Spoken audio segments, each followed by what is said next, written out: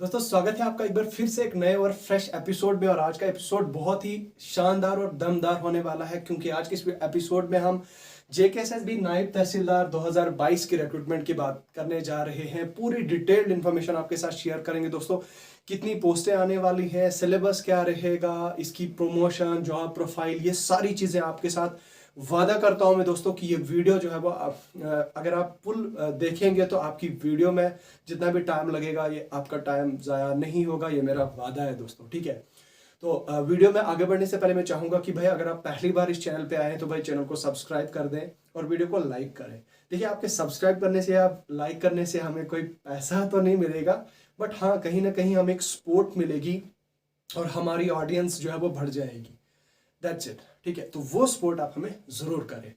तो इसके साथ में ही दोस्तों हमारे इस यूट्यूब चैनल पे आपको बहुत सारी जॉब अपडेट्स मिलेंगी, एग्जाम्स के रिलेटेड बहुत सारा ऐसा डाटा मिलेगा जो आपके लिए बहुत ही ज़्यादा यूजफुल होगा अगर आप किसी भी गवर्नमेंट एग्जाम के लिए पढ़ रहे हैं तो। इसके साथ में ही दोस्तों वीडियो की डिस्क्रिप्शन में आपको हमारे सभी सोशल मीडियाज़ के लिंक्स मिल जाएंगे। आप हमारे सोशल मीडिया पे जाके हमें फॉलो कर सकते हैं। इतना ही नहीं बल्कि दोस्तों आपको वीडियो की डिस्क्रिप्शन में हमारे टेलीग्राम चैनल का लिंक मिल जाएगा। आप हमारे टेलीग्राम चैनल पे जाके ज्वाइन कर सकते हैं। वहाँ पे आपको बहुत सारा स्टडी मटेरियल मिलेगा, पीडीएफ्स मिलेंगी, एमसीक्यूएस सीरीज पोल्स वगैरह होते हैं वहाँ पे। तो बहुत ही ज़्यादा इंपॉर्टेंट चीज़ें वहाँ पे मिलेंगी, तो आप टेलीग्राम चैनल ज़रूर ज्वाइन करें। ठीक है, तो चलिए आज की इस वीडियो को शुरू करते हैं और बात करते हैं। देखिए दोस्तों, सबसे पहले तो थैंक्स टू ऑलमाइटी गॉड कि आज काफ़ी लंबे अरसे के बाद आपके साथ फेस टू फेस इंटरेक्शन करने का मौका मिल रहा है, क्योंकि of course it's been a duration of more than 3 to 4 months. I was not even able to show my face or come up on this in front of camera. ठीक है, reason क्या थे? रीज़न आप जानते हैं कि health issues आए, accident हुआ मेरा, वो सारी प्रॉब्लम्स हुई। बट अल्हम्दुलिल्लाह उसके बाद मुझे लगता है कि 90% 95% जो है वो आई एम गुड। ठीक है, तो आज जो है इसी हवाले से सोचा कि भाई चलो यार आज फेस टू फेस अपनी ऑडियंस के साथ जो है वो इंटरेक्ट किया जाए। और इनफैक्ट क्यों ना करें, क्योंकि अब तो हमारी फैमिली 10,000 की हो चुकी है और 10,000 सब्सक्राइबर्स हो चुके हैं। Thanks to all of you, thanks for your love and support. ठीक है, चलिए आज की इस वीडियो को शुरू करते हैं और बात करते हैं। देखिए दोस्तों, सबसे पहले जॉब प्रोफाइल के बारे में बात करते हैं नायब तहसीलदार की। देखिए, जो नायब तहसीलदार का नॉमेनक्लेचर है दोस्तों, नॉमेनक्लेचर में नायब तहसीलदार जो है वो हम नायब तहसीलदार को जो है वो रीडर टू डिवकॉम बोलते हैं, रीडर टू डिविजनल कमिश्नर भी बोलते हैं हम इसको, PA to personal assistant to DC भी बोलते हैं। जी हाँ दोस्तों, I repeat, personal assistant to DC होता है नायब तहसीलदार। तो भाई आप नायब तहसीलदार को लाइटली ना लें। नायब तहसीलदार एक बहुत अच्छी और दमदार पोस्ट होती है। ठीक है, इसलिए आज हम टाइम निकाल के जो है वो आपके साथ ये चीज डिस्कस कर रहे हैं। ठीक है, ये उसके अलावा जो वर्क रहता है दोस्तों, वर्क आप जानते हैं कि पहली तो मैं ये चीज बता देता हूँ आपका, जो नायब तहसीलदार किसके अंदर आता है भाई, रेवेन्यू डिपार्टमेंट में। रेवेन्यू रिकॉर्ड्स जो आपके लैंड रिलेटेड, जितना भी आपका लैंड रिलेटेड इश्यूज होते हैं, जो आपकी सर्टिफिकेट्स बनती है, चाहे वो EWS हो, कैटेगरी सर्टिफिकेट्स हो, कुछ भी ये सब लैंड्स वगैरह के रिलेटेड ये सारा आपके रेवेन्यू डिपार्टमेंट में होता है। ठीक है, और रेवेन्यू डिपार्टमेंट तो आपके तहसील में ही होता है। ठीक है, तो अब ये जो नायब तहसीलदार का मतलब क्या होता है भाई? नायब तहसीलदार का मतलब होता है ये एक नयाबत का एक मालिक होता है, नायब तहसीलदार। तो वह नयाबत एक उर्दू वर्ड है। ठीक है, उर्दू वर्ड है। उर्दू नयाबत मीन्स एन एरिया। ठीक है, तो एक एरिया का मालिक होता है। दैट मीन्स कि एक नायब तहसीलदार को एक स्पेसिफिक, एक पर्टिकुलर एरिया का मालिक बना दिया जाएगा। मालिक इन द सेंस कि एक पर्टिकुलर एरिया उसको दे दिया जाता है। उस एरिया के रिलेटेड जितने भी वर्क्स होते हैं, revenue related, land related, records related, जितने भी ओल्ड रिकॉर्ड्स होते हैं, जितने भी उन लोगों की वहाँ पे डॉक्यूमेंटेशन होती है, डॉक्यूमेंट्री, वो सारी चीज़ें जो है वो उस सब का मालिक जो है वो एक पर्टिकुलर एक एरिया का बना दिया जाता है नायब तहसीलदार को। ठीक है, इतना ही नहीं बल्कि वो असिस्ट करता है किसको? जो तहसीलदार होता है क्लास फर्स्ट मैजिस्ट्रेट। ठीक है, क्लास फर्स्ट मैजिस्ट्रेट जो होता है हमारा जो तहसीलदार, क्लास गेजेटेड पोस्ट ए का तहसीलदार, तो तहसीलदार को जो है वो असिस्ट करता है। ठीक है, जो काम, जो भी रेस्पेक्टिव वर्क्स होते हैं उसमें वो असिस्टेंट करता है तहसीलदार को। ठीक है, I hope this point is clear. अब बढ़ते हैं आगे, एलिजिबिलिटी क्राइटेरिया पे बात करते हैं। देखिए दोस्तों, जहां तक एलिजिबिलिटी क्राइटेरिया की बात है तो भाई एलिजिबिलिटी के लिए आपकी ग्रेजुएशन किसी भी डिसिप्लिन से होनी चाहे, B it from BBA, BCA, MBA, लेकिन डिग्री आपकी होनी चाहिए। ठीक है। अब आप बताओगे कि सर मेरा डिप्लोमा है, मैंने डिप्लोमा पॉलिटेक्निक में किया है, तो no, you are not eligible. But if you have a degree, अगर आपके पास बैचलर्स डिग्री है, आपके पास कोई भी बैचलर डिग्री होनी चाहिए या इक्विवेलेंट टू, ठीक है, डिग्री इक्विवेलेंट टू ग्रेजुएशन, आप ग्रेजुएट होने चाहिए, इक्विवेलेंट टू ग्रेजुएशन आपकी डिग्री होनी चाहिए, then you will be eligible. Plus इसके साथ में ही दोस्तों क्या है कि आपको उर्दू का नॉलेज होना कंपलसरी है। वो क्यों? अब आप में से बहुत सारे ऐसे होंगे जो हिंदी बैकग्राउंड के होंगे और इनफैक्ट जिन्होंने उर्दू पढ़ी नहीं होगी, बट वो कहीं ना कहीं क्वेश्चन ये रेज करते हैं, और इनफैक्ट बहुत सारी जगह मैंने देखे उन्होंने कमेंट्स किए हैं, बता रहे हैं कि उर्दू कंपलसरी नहीं होना चाहिए, नॉलेज ऑफ उर्दू नहीं होना चाहिए। लेकिन मेरे भाइयों, मैं आपको बता देता हूं कि जो उर्दू है, उर्दू को कंपलसरी नहीं किया गया है, लेकिन उसका नॉलेज कंपलसरी आपको होना चाहिए। मतलब आपको हल्का फुल्का पढ़ा लिखा टूटा फूटा, मतलब टूटी फूटी बोलते हैं ना कि टूटी फूटी काइंड ऑफ आपको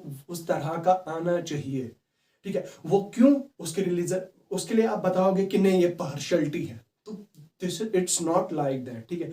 पार्शलिटी किसी भी तरह की नहीं है, बट हाँ ये चीज जरूर है कि जो जितने भी रिकॉर्ड्स हैं, लैंड रिकॉर्ड्स हैं जो पुराने जमाने के हैं, वो सारे उर्दू में हैं। तो भाई नायब तहसीलदार जाओगे, किसी गांव में डाल दिए जाओगे। अब ऐसा तो नहीं होगा अगर आप जम्मू डिस्ट्रिक्ट के हो तो भाई आपको जम्मू डिस्ट्रिक्ट में ही डाल दिया जाएगा, आपके वहां पे सारे इंग्लिश में रिकॉर्ड्स होंगे या हिंदी में रिकॉर्ड होंगे, ऐसा तो है ही नहीं।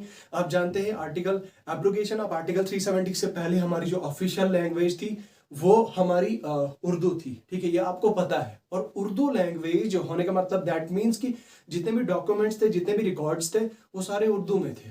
तो भाई ये तो 2019 से पहले, तो मैक्सिमम जो डॉक्यूमेंट्स वगैरह जो रिकॉर्ड्स हैं वो सारे उर्दू में है। दैट्स वाई उर्दू का नॉलेज यहाँ पे कंपलसरी कर दिया गया है। I hope this point is clear to you.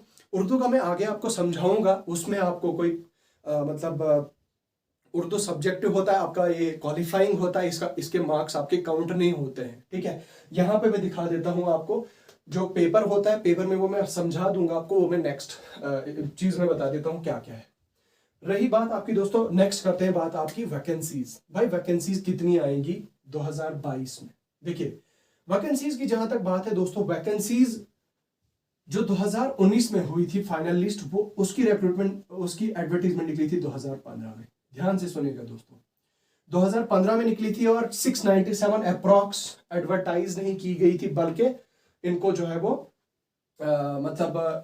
ये पोस्ट निकाली गई थी, ठीक है। अब जेकेएसएसबी ने कितनी एडवर्टाइज की गई वो एग्जैक्ट डाटा मेरे पास नहीं है, तो ठीक, correct me if I am wrong, but approximately हम मान के चलते हैं कि इतनी थी, ठीक है। अब उसमें से कितनी फिल हो गई थी फाइनली, इस चीज का भी डाटा मैंने कोशिश की कंपाइल करने की, रिसर्च करने की, बट मेरे पास वो डाटा मिला नहीं कि कितनी फिल हुई थी लास्ट पे। तो ठीक है, if you have knowledge about that then you can comment on the comment section below, ठीक है। अब यहाँ पे बात क्या है कि 2015 में अगर 697 पोस्टें थी, 697 let it be 650 for example, मान के चलते हैं अगर 650 2012 में आई थी, 2015 में आई थी, तो भाई 15 के बाद 15 से 5 हो गए 20 साल, तो 22, तो भाई अप्रोक्सीमेटली 7 ईयर्स, ठीक है। भाई 7 साल के बाद तो 100%, 101% नायब तहसीलदार की पोस्टें आना तय है, ठीक है। अब 7 साल हो चुके हैं, यूं तो हमारी यूटी में जानते हैं आपकी 3 या 4 साल के बाद अप्रोक्सीमेटली ये पोस्टें आती, चाहे हम बात करें सब इंस्पेक्टर की, चाहे बात हम करें नायब तहसीलदार की। लेकिन 7 साल हो गए, अब एक और साल होने को है, 23 हो जाएगा, तो भाई 8 साल। तो दैट मीन्स अगर हम अप्रोक्सीमेटली 4 साल का डाटा देखें यहाँ पे, तो भाई 600 650 थी, तो फिर 8 साल का अगर देखेंगे तो उस हिसाब से तो 1200 होनी चाहिए, ठीक है। तो उस हिसाब से आप थोड़ा सा लॉजिक लगाएं, और लॉजिक लगाने की जरूरत यह है कि दोस्तों की अगर 7 साल से अप्रोक्सीमेटली अब तो 8 साल होने को 2023 में, 23 तो नजदीक है, which is very soon, like January is coming, right. तो भाई 7, दैट मीन्स मतलब 8 साल तो लाइक 8 साल होने वाले हैं, ठीक है। तो 4 + 4 दैट मीन्स अप्रोक्सीमेटली 1200 पोस्टें तो जेन्युइन बनती हैं। एक अगर देखा जाए तो फैक्ट अगर देखा जाए दोस्तों, तो जेन्युइनली जो है वो 1200 पोस्टें बनती हैं। लेकिन अप्रोक्सीमेटली मुझे लगता है 500 से लेकर 800 के बीच में पोस्टें आ जाएंगी, जहां तक मुझे लगता है अप्रोक्सीमेटली 800 मैं एक्सपेक्ट करूंगा। और मैं रिक्वेस्ट करूंगा, मैं अर्ज करूंगा जो हमारी गवर्नमेंट है, गवर्नमेंट से मैं रिक्वेस्ट करूंगा कि भाई 800 से लेकर 1000 के बीच में पोस्टें एडवर्टाइज कराई जाए। क्यों? रीजन क्या है भाई, पिछले 8 साल से तो ये वैकेंसीज आई नहीं, और ऑफ कोर्स आप जानते हैं कि JNK का एम्प्लॉयमेंट रेट क्या है, वो आपको पता है। इंडिया में क्या हालत है हमारी एम्प्लॉयमेंट रेट की, वो सारी चीज़ें आपको पता है। तो मैं रिक्वेस्ट करूंगा, अगर ये मेरी वीडियो गवर्नमेंट तक पहुंचती है तो आप शेयर करें। तो मैं आवाज़ उठाता हूँ, ये मैं रिक्वेस्ट करता हूँ गवर्नमेंट से कि 800 से 1000 के आसपास पोस्टें निकाली जाएंगी। किसी ने कहा था कि भाई 300 के आसपास निकलेंगी, हो भी सकता है, दिस में भी पॉसिबिलिटी है, हो सकता है भाई। अगर वैकेंसीज नहीं होंगी गवर्नमेंट के पास तो भाई कहाँ से लाएंगे, लेकिन मैं उम्मीद करूंगा कि भाई 800 से 1000 लाई जाए। 800 to 1000 तो मुझे कहीं ना कहीं इम्पॉसिबल लग रहा है, बट मैं रिक्वेस्ट कर रहा हूँ गवर्नमेंट से कि भाई अगर पॉसिबल है तो इतनी एडवर्टाइज होनी चाहिए भाई, इतना तो बनता है ना। ठीक है, उसके बाद बात करते हैं दोस्तों आपकी सैलरी की। तो बेसिक पे क्या रहती है आपकी? देखिए बेसिक पे का मैंने तो पूरा एग्जैक्ट डाटा नहीं रखा, मैंने अप्रोक्सीमेट डाटा रखा है यहाँ पे, बट मैं आपको बता देता हूँ। देखिए ये जो बेसिक पे होती है वो रहती है आपकी level 6E that is 6E होती है आपकी, दैट इज 35,900 से लेकर 1,12,500। ये रहता है आपका मतलब पे लेवल, पे स्केल।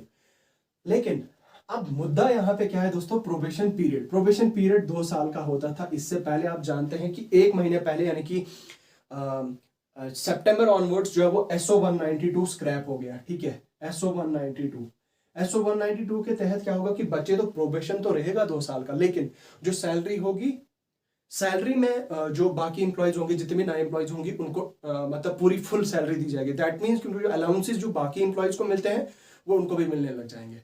उसका मतलब ये होगा कि उनकी जो बेसिक सैलरी है, बेसिक सैलरी प्लस जो अलाउंसेस सारे क्लास ए से लेकर क्लास डी के बीच में ऑफिसर जितने भी एम्प्लॉय जाते हैं उनको जो अलाउंसेस मिलते हैं गवर्नमेंट की तरफ से वो उनको भी मिले जो नए एम्प्लॉयज हैं।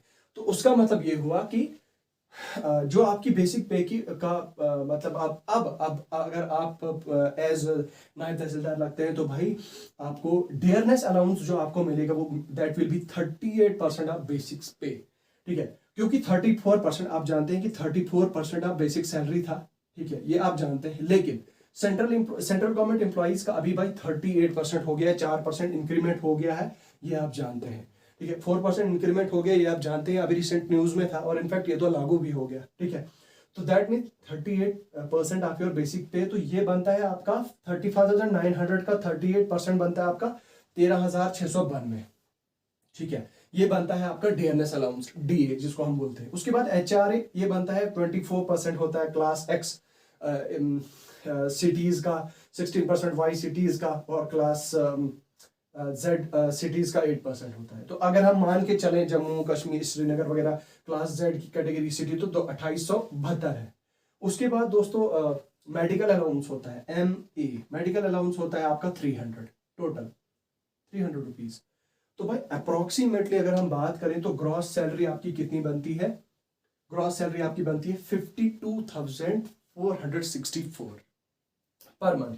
लेकिन मैं आपको बता दूं जो जितने ये जो होगा ये NPS के थ्रू होगा। ठीक है, नॉन पेंशन सिस्टम के अंडर आएगा ये। तो अगर आप बात करें इन हैंड जो सैलरी आएगी, मुझे लगता है अप्रोक्स जो है वो 48,000। भाई 48 के आपकी सैलरी आएगी मंथली अप्रोक्सीमेटली, जो मेरी अप्रोक्सीमेशन है, जो मेरी कैलकुलेशन है। ठीक है, इट में भी मतलब ये कम भी हो सकती है, ज्यादा भी हो सकती है, बट मैं अप्रोक्स करके 45 to 48 बता रहा हूँ। ठीक है, तो ये रहेगी आपकी सैलरी। उसके बाद अगर हम बात करें दोस्तों एग्जाम प्रोसेस, ये जो एग्जाम प्रोसेस है और सिलेबस है दोस्तों, इस पे मैं एक डेडिकेटेड एक अलग से वीडियो लाऊंगा, उसमें पूरा आपको समझाऊंगा, पूरा एक्सप्लेन करूंगा उर्दू का क्या रहेगा, किस तरह का उर्दू रहेगा उर्दू की, ताकि आज से ही आप प्रैक्टिस स्टार्ट करें। वो मैं आपको आगे आने वाली वीडियो में बताऊंगा। लेकिन फिलहाल रिटन एग्जाम आपका 100 मार्क्स का होगा, प्लस 20 मार्क्स आपके इंटरव्यू के होंगे। अब इंटरव्यू का भी क्लियर कट नहीं है, एडवर्टीजमेंट देखते हैं, एडवर्टीजमेंट आती है तो मुझे लगता है कि इंटरव्यू भी शायद हो सकता है आपका। ठीक है, बट होना नहीं चाहिए, क्योंकि ये क्लास B पोस्ट है तो इसमें होना नहीं चाहिए according to rules of JNK। ठीक है, ये इंग्लिश रीजनिंग वगैरह रहता है, इस पे मैं अलग डेडिकेटेड वीडियो जो है वो बनाऊंगा। उसके बाद रहती है दोस्तों मोस्ट इंपॉर्टेंट चीज, वो रहती है ग्रोथ एंड प्रमोशंस। अब ग्रोथ किस तरह से होती है एक नायब तहसीलदार की?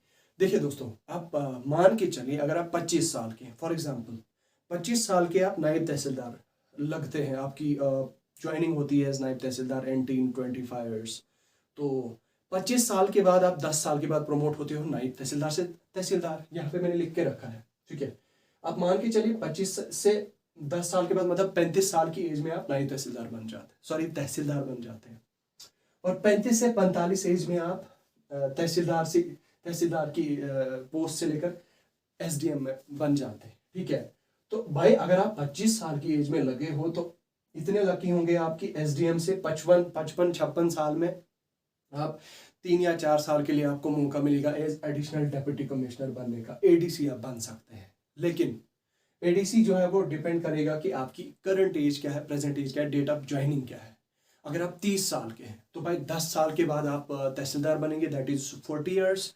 और उसके बाद नेक्स्ट 10 साल के बाद आप बनेंगे क्या कहते हैं, जो आपका एसडीएम है। तो उसके बाद नेक्स्ट 10 ईयर्स के बाद मुश्किल से चांसेस होंगे कि आप जो है वो आगे एसडीएम के ऊपर भी जा सकते हैं। तो ये चीज़ है दोस्तों, ठीक है।